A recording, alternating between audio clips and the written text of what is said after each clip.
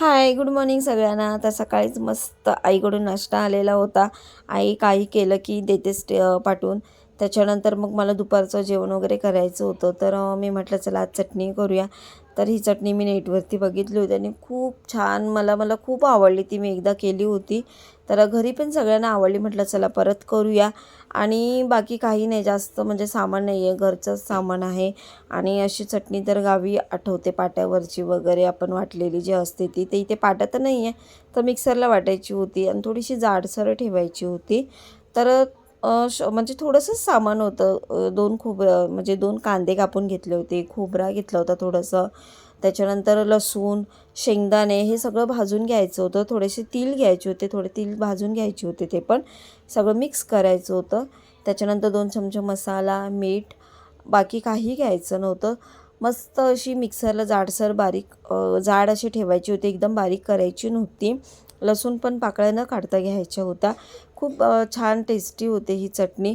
त्याच्यानंतर अंदाजे मीठ वगैरे टाकला होता आणि वरून मग थोडंसं तूप टाकून अशी मिक्स केली होती. तर खूप छान लागते ही चटणी आणि भाकरीसोबत तर एक नंबर. त्याच्यानंतर मग माझं सगळं काम वगैरे आवरलं. थोडं गहू वगैरे साफ करायचे होते मला, ते केले. त्याच्यानंतर गुरुवार होतं, मग आम्हाला मंदिरात जायचं होतं. गणपतीचं मंदिर होता, तर तिथे गणपतीचं मंदिर आहे, तर तिथे म्हणजे दर गुरुवारी ना आपल्या स्वामींची उपासना वगैरे होते, माळजप वगैरे आणि खूप छान छान तारक मंत्र वगैरे बोलतात. खूप छान वाटतं तिकडे. तर माझं जेव्हा इच्छा होते ना माझी, तेव्हा मी नेहमी जाते तिकडे.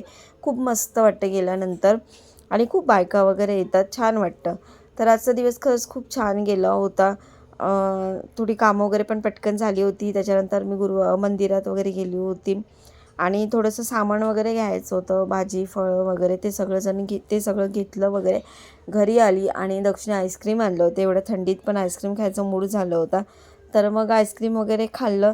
त्याच्यानंतर मग गुरुवार होता, तर म्हटलं की खीर बनवूया म्हणून एकीकडे दूध वगैरे गरम करायला ठेवलं होतं आणि मंदिरात जायचं होतं, त्यामुळे मी जेवण वगैरे 2 टायमाचंच करून ठेवलं होतं.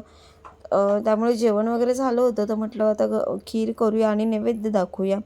तर इथे एकीकडे मी खीर वगैरे तयार करायला घेतली होती आणि त्याच्यानंतर मी पण घरी आली, पोथी वगैरे वाचून घेतली आणि त्याच्यानंतर मला जी पूजा वगैरे करायची होती ती केली आणि नैवेद्य दाखवला. तर चला बाय, आजचा दिवस खूप छान गेला. मी नेक्स्ट